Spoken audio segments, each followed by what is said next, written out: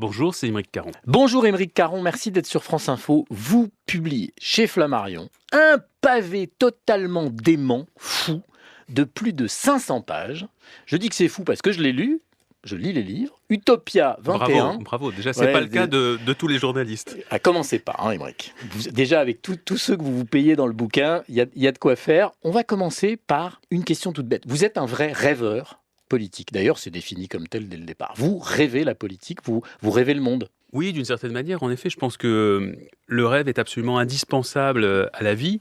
C'est ce qui nous fait avancer, c'est ce qui me donne envie de me lever le matin. Et comme tout le monde, lorsque j'ai des petits moments de déprime, ça peut m'arriver, c'est toujours des moments où le rêve est en pause, donc j'ai besoin absolument de rêver. Et l'humanité d'ailleurs n'a progressé que grâce au rêve. C'est parce qu'il y a eu des grands rêveurs que nous en sommes là où nous sommes aujourd'hui. Dès le départ, on est page 13 et là ça démarre. Les experts, les philosophes médiatiques, les journalistes, les politiques, les industriels, ils se trompent et nous trompent, ils en fument, ils assènent sans savoir, etc., etc. Ce livre commence par une critique extrêmement violente de la société du spectacle, mais aussi de la politique, mais aussi de l'économie. Vous êtes dans une posture, je vais employer un mot violent volontairement, d'imprécateur. On peut dire ça comme ça. Alors après, il y a la partie proposition. Oui, alors imprécateur, bien évidemment, c'est un mot que je vais contester parce c'est normal. Il a une connotation qui me gêne un petit peu. En revanche... mais vous comprenez ce que je veux dire. Oui, ou de lanceur d'alerte peut-être, mais je préférais ce terme qui est très à la mode. En tout cas, oui... Je vous le conseille. J'ai envie effectivement de bousculer un petit peu, ça c'est absolument indéniable. Tout simplement parce que ce monde, le monde dans lequel on vit, me dérange. Il ne me plaît pas. Les milieux que vous citez, je les ai fréquentés, je les fréquente beaucoup. C'est ce que j'allais vous dire. Ce qui vous dérange, c'est un monde, Aymeric, que vous avez mais bien sûr. Entretenu. Entretenu, j'en sais rien, parce que finalement, on se rend compte que dans tous les endroits où je suis passé... La télé, la radio, le monde politique, je ne l'ai pas fréquenté de l'intérieur, mais je l'ai forcément côtoyé. Ces mondes-là, finalement, je m'en suis à chaque fois éloigné, ou on m'en a éloigné, c'est-à-dire que ça n'a jamais été des endroits où on m'a fait comprendre que j'étais le bienvenu, parce que finalement, les codes auxquels je devais me soumettre m'ont toujours quelque part un petit peu dérangé. Donc, mais peut-être parce que vous êtes un emmerdeur. Oui, ça évidemment. C'est aussi de votre faute. Oui, je suis absolument un emmerdeur. Être emmerdeur, c'est quelqu'un qui ne se satisfait pas des injustices, qui ne se satisfait pas d'un monde qui marche sur la tête, qui pense qu'il faut absolument revoir nos paradigmes.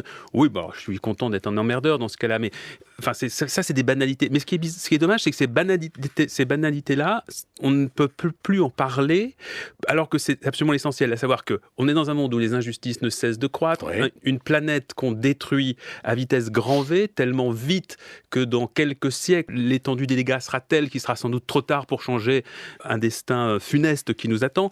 Bref, les destructions, bien évidemment, d'animaux par milliards, etc., etc. On sait que vous êtes très sensible sur cette question. Oui, et pourtant, on le sait. Évidemment, je suis révolté par tout ça. Donc, ça vous révolte et donc vous allez très loin. Le président Macron, c'est un jeune banquier opportuniste et vous n'hésitez pas, vous écrivez, en parlant du jour de son élection, ce jour-là, la démocratie est officiellement décédée en France. Vous savez bien que c'est compliqué. Le suffrage universel, on n'a rien trouvé de mieux. Oh, mais c'est pas tellement le suffrage universel qui me pose problème, même pas du tout.